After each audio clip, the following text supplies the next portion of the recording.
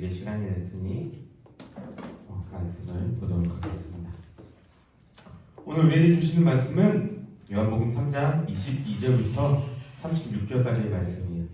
요한복음 3장 22절부터 36절까지의 말씀입니다. 신약성경 요한복음 3장 22절부터 36절까지의 말씀. 다 찾았나요? 네, 잘 찾았으면은 우리 한 절씩 번갈아가면서 읽도록 합시다. 제가 먼저 읽을게요. 그 후에 예수께서 제자들과 유대 땅으로 가서 거기 함께 유하시며 세례를 베푸시더라.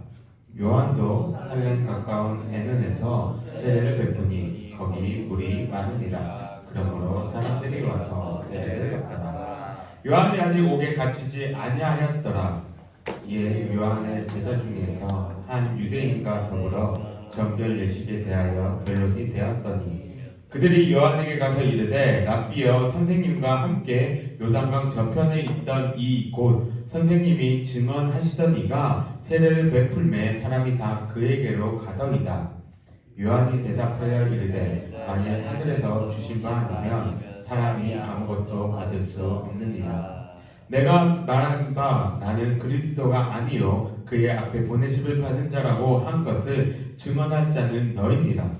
신부를 취하는 신랑이나 서서 신부의 음성을 듣는 친구가 크게 기뻐하나니 나는 이러한 기쁨으로 충만하였노라.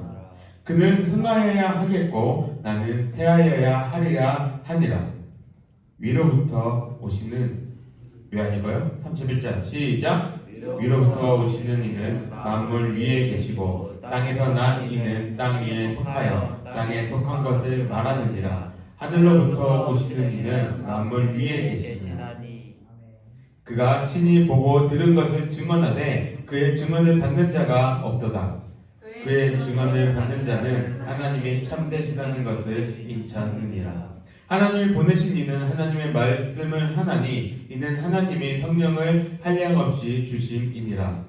아버지께서 아들을 사랑하사 만물 다 그의 손에 주셨으니 함께 읽겠습니다. 시작. 아들을 믿는 자에게는 영생이 있고 아들에게 순종하지 아니한 자는 영생을 보지 못하고 도리어 하나님의 진노가 그 위에 머물러 있느니라. 아멘. 네, 좀 긴 구절 잘 읽었어요. 잘 지냈어요? 네. 한 3명만 잘 지낸 것 같은데? 왜 몰라요? 숙제가 많아? 네. 숙제는 어쩔 수 없어. 나도 숙제 많아. 숙제는 어쩔 수 없어. 내가 어떻게 해줄 수 있는 게 아니야. 파이팅! 네. 다른 친구들은 어때요? 이제 한 계약한 지 한 3주 정도 돼가죠? 학교 적응하는 거 어때요? 다 잘 적응하고 있어요? 중간고사? 언제예요 중간고사? 벌써 중간고사야? 와, 언제요? 24일. 돌아오는 주 모의고사고요. 그 다다음 주가 24일. 화이팅. 뭐라고 해줄 말이 없어요. 화이팅. 우리 뭐 다른 2학년 친구들은 중2나 뭐 중3이나 이런 친구들은 이제 적응이 쉬울 수 있지만 이제 중1, 고1 올라간 친구들은 잘 적응하고 있어요? 보니까 잘 적응 못하는 것 같아. 정신 못 차리는데 공부한 게 많아서. 네, 어쨌든 새로운 환경에서 잘 이렇게 지냈으면 좋겠습니다. 여러분은 이렇게 새로운 환경이 되는 걸 잘 적응해요? 아니요. 어때요? 어떤 성격인 것 같아요? 새로운 이 환경에 적응하는 게 편해요? 잘 시작해요? 어려워요. 나는 극도로 싫어해요. 개인적으로 나는 이렇게 새롭게 뭘 시작하는 데가 제일 싫어요. 왜냐면은 되게 이런 걸 힘들어하거든요. 그래서 설교 준비하기 전에 어저께 한 번 더 요새 이제 유행하는 걸로 얘기하면 MBTI를 다시 한 번 해봤는데 이런 검사 결과 나오더라고요. 진짜 나랑 내향형 몇 프로? 100%. 100%. 내향 100%. 51%의 현실주의자. 계획형 94%. 와. 지영쌤 대단하세요. 왜? 아니 왜? 이게 나쁜 게 아니잖아. 왜 저분이 대단해야 되는데. 어쨌든 갑자기 뒤에 할 말을 잊어버렸어요. 나는 위에 것만 이제 봤는데 밑에 것들도 이렇게 쭉 보니까 심각한 건 아니잖아. 이런 사람도 있는 거지, 그죠? 이게 나쁜 건 아니잖아, 그죠? 네. 근데 내향형 100%가 조금 많이 걸리긴 하더라고요. 근데 이런 사람이 여러분 생각해보세요. 사역을 하고 있어요. 어떻게 생각해요? 내향형 100%가 지금 사역을 하고 있다니까? 근데 내가 느낀 거지만 교회에서만은 조금 달라지는 것 같아요. 내향형인 사람이 발표하는 것도 굉장히 싫어하는 거 알고 있죠? 나는 우리 회사 다닐 때도 PPT 발표하는 거 너무 싫어가지고 그냥 나는 땅바닥 기겠습니다. 딴 작업하러 가겠습니다. 이런 사람이었는데 설교하는 거나 찬양 인도하는 거나 이런 거는 또 괜찮은 것 같아요. 희한해요. 그래서 나는 그게 주님의 은혜라고 생각을 합니다. 어쨌든 이러한 삶이 살아가고 있는데 내향형이 100%다 보니까 또 뭐가 있냐면 1인자가 되는 걸 싫어해요. 나는 언제나 2인자가 좋아. 뒤에서 서포트 해주는 거. 그래서 그런 걸 좋아하지 막 내가 앞서서 나가가지고 막 이렇게 이끄는 걸 이렇게 좋아하지 않습니다. 근데 많은 사람들이 어때요? 다들 요새는 1인자가 되고 싶어하고 앞에 나서는 걸 좋아하는 것 같아요. 특히나 요새 아이들은 더더욱 내가 한 번씩 인스타나 이런 거 보면은 요새 애들 치고 춤 못 추는 애들이 없는 것 같아. 내가 인스타 거기만 봐서 그런지 모르겠는데 남자들 남자 제외 여자애들 치고 진짜 춤 못 추는 애들 없는 것 같고 노래 못 부르는 애들 없는 것 같고 어디 이렇게 딱 이렇게 흔히 우리가 전문 용어로 이렇게 장판 깔아준다고 하죠. 그러면은 빼는 애들 없는 것 같고 속된 말로 다들 관종인 것 같은 우리 애들 보고도 그러거든요. 나도 내향형이고 저분도 내향형이란 말이에요. 근데 경제자요. 근데 우리 둘 다 막 이렇게 나서는 거 안 좋아하는데 우리 애들은 특히나 둘째 같은 경우에는 네 그래요. 그런데 이렇게 이런 상황 가운데서 1인자들이 되고 싶은 사람이 많으면은 어떻게 돼요? 우리 옛말 속담에 어떤 말이 있어요? 사공이 많으면 그렇지. 사공이 많으면 배가 어디로 가요? 하늘로. 산으로 간다 라는 말이 있든지 사공이 많으면 진짜 어찌나 사공들이 많으니까 자기가 원하는 것들이 많은지 해달라는 것만 많고 이렇게 일이 진행이 안 될 때가 많이 있습니다. 우리 일하는 선생님들은 알 거예요. 극도에 막 고개를 끄덕이고 있는데 그래요. 네, 사공 많으면은 힘들어요. 이런 있는데 여러분들이 좋아하는 걸로 보면 게임도 그렇잖아요. 롤을 합니다. 거기다 롤 할 거예요. 롤을 하는데 어디로 갈래요? 서포트 할래요? 탑 할래요? 미드 할래요? 준영이한테 물어봤어요. 준영이 어디 갈래요? 아무거나. 오. 손절 쳐야 되지. 아무거나 둘 중에 하나야. 내가 다 잘하든가 다 못하든가. 그죠? 거는 어디 갈래요? 탑 할래요? 미드 할래요? 서포트 갈래요? 저는 정글 빼고 나가야겠어요. 정글 빼고 다 간다? 저기는 희수는 저 서포트 가죠. 서포트. 쟤는 어저께 얘기해봤어요. 자기가 본투비 서포트해. 그런 사람들 말고는 다들 뭐 하고 싶어요? 탑이나 미드나 이런 데 가고 싶죠? 이게 내 얘기가 아니에요. 조사할 게 있어요. 내가 섣부르게 얘기하지 않는다. 탑 43%, 미드 45%, 서포트 몇 프로? 35%.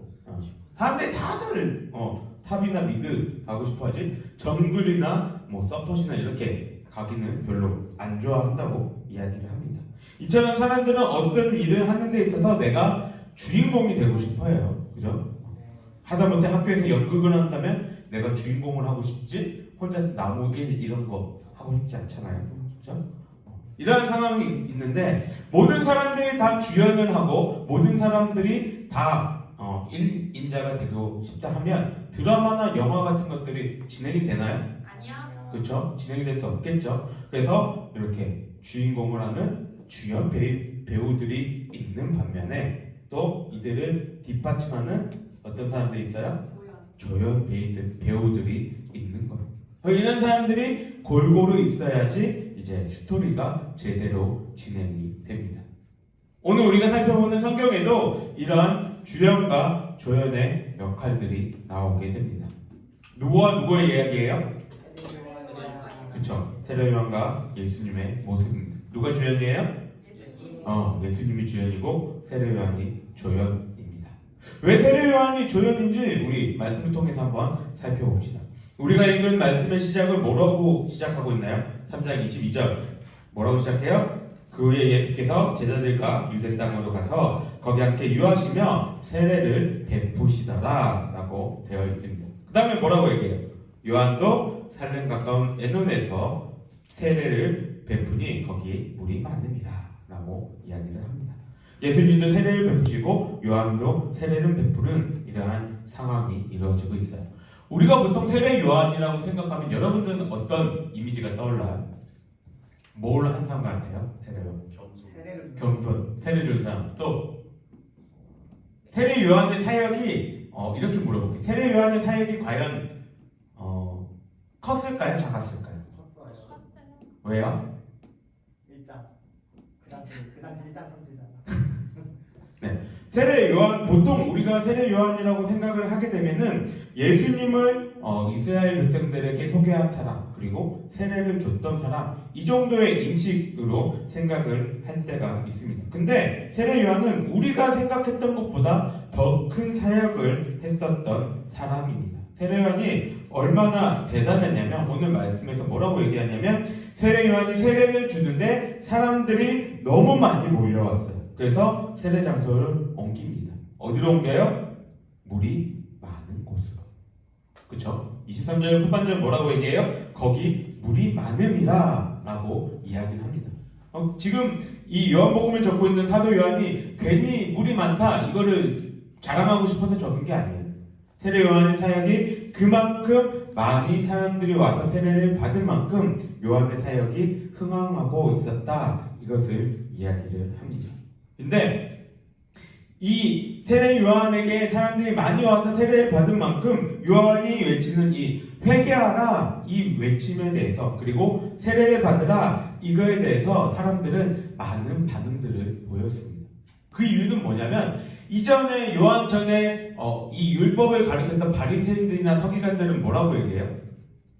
어떻게 가르쳐줘요? 뭘 얘기해요? 니네 이거 해야 돼. 니네 이거 안 해야 돼. 이거 하지 마. 이거 하지 마. 이거 하지 마. 이거 하지 마. 이렇게 살면 안 되지. 그렇게 살면 안 되지. 모든 행동 하나에 다 제약들을 걸어서 숨 쉴 틈도 없이 이렇게 옥죄어 왔단 말이에요. 그런데 지금 세례 요한은 뭐라고 얘기해요? 그 율법들 다 지키라고 얘기합니까? 그런 얘기 안 해요. 딱 두 마디 하죠. 뭐예요? 회개하라. 천국이 가까웠느니라. 와서 세례 받으라. 두 가지만 얘기해요. 그러니까 바리새인들이 600 몇 가지나 되는 그 율법을 지켜야 했던 사람들이 세례 요한이 지금 회개하라 그리고 세례 받으라 이 두 가지의 외치면 어떻게 인식할까요? 얘는 편한데? 얘는 쉬운데? 얘는 그나마 조금 우리가 할 수 있을 것 같은데? 라는 마음을 가지게 됩니다. 그래서 사람들이 많이 요한에게 와서 세례를 받고 이러한 반응들을 보였다는 거예요. 이 세례 요한의 사역이 얼마나 대단했는지를 알 수 있는 본문이 또 이후에 사도행전에 나오게 됩니다. 사도행전 18장 25절에 이렇게 얘기해요. 그가 일찍이 주의 도를 배워 열심으로 예수에 가는 것을 자세히 말하며 가르치나 요한의 세례만 따릅니다. 여기서 그는 누굴까요? 내가 맞추면은 커피 사줄게요. 여기서 그는 누굴까요? 아볼로입니다. 네. 여기서 그는 아볼로를 얘기해요. 아볼로가 뭐만 알고 있어요? 예수님에 대해서 자세히 말하며 가르치는데 뭐만 안다고요? 요한의 세례만 알고 있다고 얘기를 합니다. 자, 이때 이 시점이 언제냐면 바울이 3차 전도 여행을 이제 떠났던 그 시점이니까 적어도 연수로 보면 AD 50년 이후 일들이란 말이에요. 예수님이 우리 보통 AD 1년 혹은 3년 4년 정도에 이제 태어나셨다 얘기를 하니까 30년 잡으면은 최소한 예수님이 돌아가신 이후에 20년 지난 뒤에 시점의 일이란 말이에요. 그런데 지금 아볼로, 그 먼 거리에 있는 아볼로가 뭘 알고 있어요? 요한의 세례를 알고 있다는 것. 이 말이 뭔 말이냐면 지금 요한의 세례가 그만큼 그 당시에 성행하였고 사람들이 요한의 세례를 받고 회개하고 이러한 일들을 해왔다는 거예요. 즉 세례 요한의 사역이 우리가 상상했던 것처럼 그렇게 짧게 혹은 소규모로 진행됐던 것이 아니라는 것을 이야기를 해줍니다. 그러니 지금 예수님의 세례를 베푸신다는 소식을 듣고 또 거기로 이제 사람들이 가는 것을 보고 요한의 제자들이 뭐라고 얘기합니까? 다 예수님에게로 간다고 이야기를 합니다. 지금 세례 요한의 제자들의 생각은 어떤 거예요? 예를 들면 이런 거예요. 내가 중국 요리를 하는 유명한 셰프입니다. 방송에도 막 나오고 제자들도 많아요. 어떤 한 사람이 나한테 딱 와요. 그래서 요리를 배웁니다. 몇 년 동안 요리를 잘 배웠어요. 그래서 내가 방송에 나가서 얘는 진짜 뭐 요리 잘하고 착하고 괜찮습니다. 막 이런 것들 막 해줬단 말이에요. 그런데 갑자기 얘가 가게를 나가요. 그리고 나하고 한 10m 이 앞에다가 중국집을 딱 오픈합니다. 우리 가게 이름이 팔선이었으면은 그 집 가게 이름 뭐라고 할까요? 팔산. 칠산? 칠산? 오케이. 그런 걸로 오픈해요. 그럼 그 밑에 있던 내 밑에 있던 친구들이 이 친구에 대해서 뭐라고 얘기할까요? 스승님, 저 좀 가만히 놔둬야 되니까 저 그냥 보실 겁니까? 난리 나겠죠? 세례 요한의 제자들의 반응이 지금 그 반응이에요. 왜요? 예수님은 사역을 시작하시기 전에 알려진 바가 없는 사람이에요. 예수님이 어디에서 태어나셨어요? 나사렛에서 태어나셨죠? 근데 나사렛은 구약 성경에 단 한 번도 언급이 안 됩니다. 무슨 말이에요? 그만큼 촌동네라는 거예요. 거기 출신인 나사렛 촌동네 출신인 예수님이 태어나셔서 사역을 하시는데 이미 세례 요한은 광야에서 회개하라 그렇게 외치던 그런 사람이기에 사람들에게 유명 인사가 되었던 세례 요한이었어요. 그런 세례 요한이 예수님을 보고 이분은 메시아다.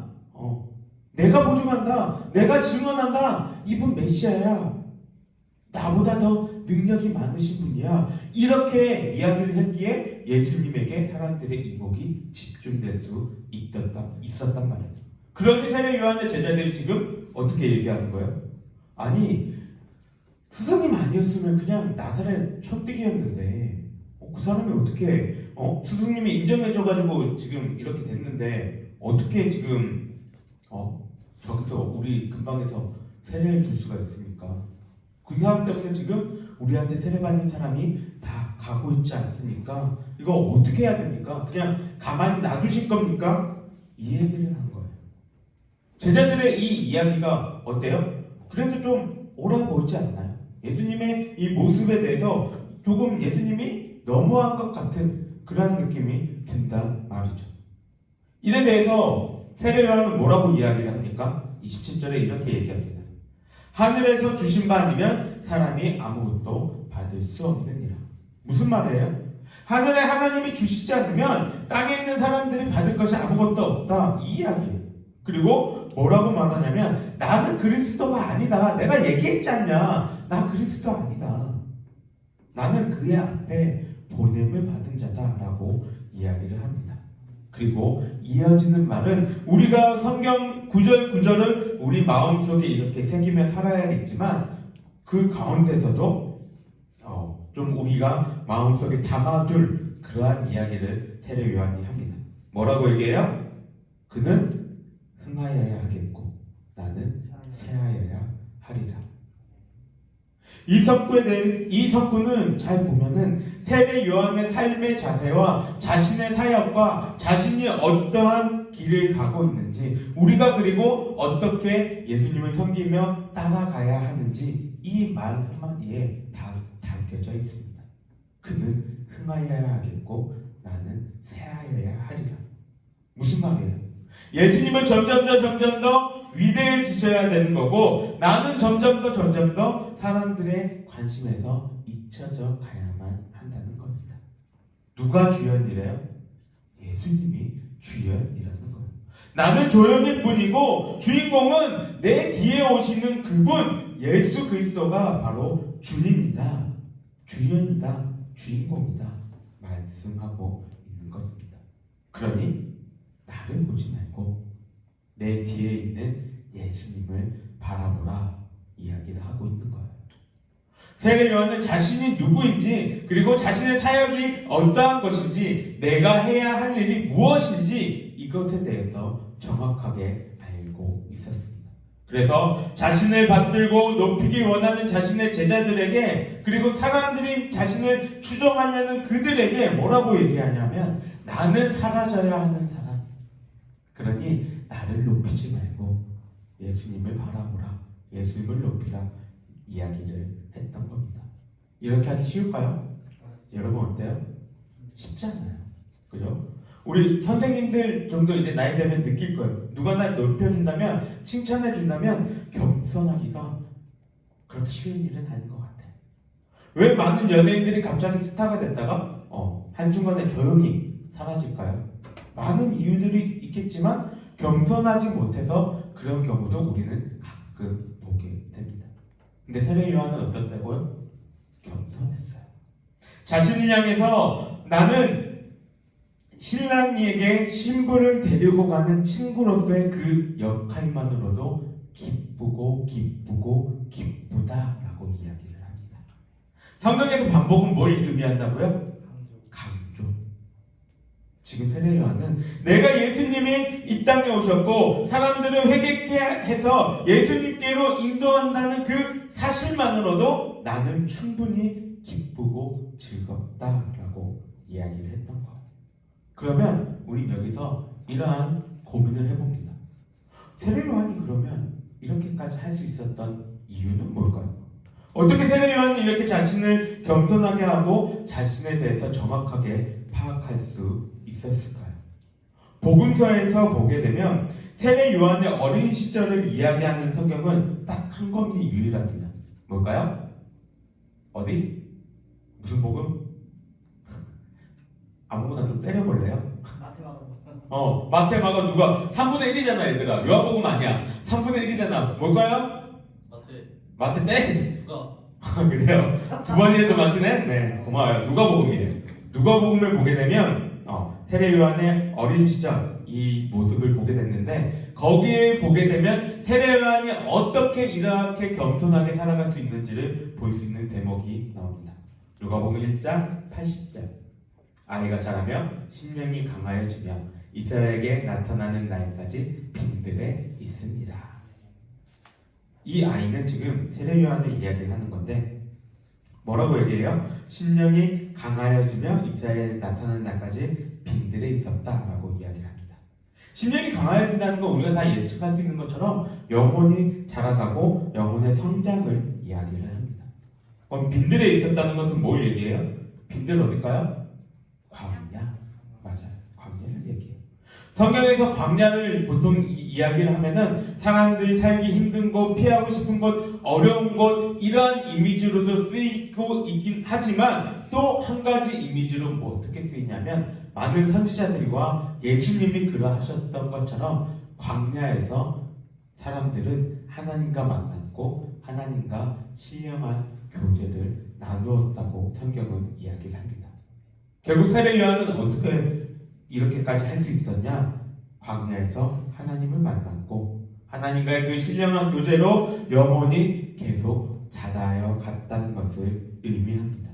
결국 세례 요한이 다른 사람들과 다를 수 있었던 이유가 뭐냐면 하나님이 어떠한 분이신지 올바로 알았기 때문에, 그리고 이를 통해서 나는 왜 태어났고 나는 무엇을 해야 되고 나의 사명은 무엇인지, 나의 현재는 어디인지, 나의 한계는 얼마만큼인지 제대로 알고 있었기 때문에 세례 요한은 예수님을 바라보면서 그는 흥하여야 하겠고 나는 새하여야 하리라 라고 고백할 수 있었던 거예요.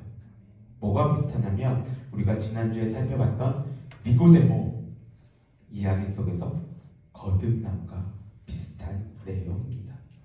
결국 예수를 믿는다는 것은 우리의 삶의 모습, 이 모습이 세상 사람들과는 다른 모습을 보여야 한다는 것을 이야기를 해주고 있어요. 세상 사람들처럼 나를 자랑하고 나를 내세우고 내가 인정받기를 요청하는 그러한 삶을 살아가는 것이 아니라 하나님을 드러내며 하나님이 주인 되신 삶, 예수 그리스도를 드러내는 삶이 우리가 살아가야 하는 삶이라는 것을 이야기를 해주고 있는 거예요. 그렇게 되기 위해서는 결국 어떻게 되어야 한다고요? 물과 성령으로 우리가 깨끗게 되고 거듭나고 성령의 충만함 가운데서 하나님을 올바로 알고 예수님을 내 삶의 주인이라고 고백할 때 우리는 세례 요한이 나는 쇠해야 되고 예수님이 흥하여야 한다 라고 고백했던 것처럼 그러한 삶을 우리는 고백할 수가 있는 겁니다. 바라기는 우리 친구들이 그러한 삶을 살아가기를 바랍니다. 걔가 기독교인인지 아닌지 구분이 되지 않는 그러한 삶을 살아가는 것이 아니라 누가 보더라도 아 쟤는 그리스도인이구나, 그런 향기가 나는구나, 이렇게 인정받는 우리의 삶의 모습이 되기를 주님의 이름으로 간절히 소망합니다. 우리 함께 기도하겠습니다. 사랑의 많으신 하나님 아버지 감사합니다. 오늘 세례 요한의 그 삶의 모습을 바라보면서 또 우리의 삶의 모습을 돌아봅니다. 하나님, 우리가 살아가는 모습들 가운데에 세례 요한처럼 하나님을 올바로 알므로 말미암아 우리의 삶이, 우리의 영혼이 더욱더 자라나게 하시고 주님을 주인으로 고백하며 우리의 삶이 변화되며 살아가는 우리 모습이 되기를 원합니다. 우리의 삶 가운데 주님께서 함께하여 주시고 세상 사람들로부터 아, 저 사람은 그리스도인이구나 라는 인정받을 수 있는 그만한 믿음의 경지에 이를 수 있는 우리 모두가 되게 하여 주시옵소서. 여호와는 내게 복을 주시기를 원하며 너를 지키시기를 원하며 여호와는 그의 얼굴을 내게 비추사 은혜 베푸시기를 원하며 여호와는 그 얼굴을 내게로 향하여 드사 평강 주시기를 원하노라. 아멘. 수고하셨습니다.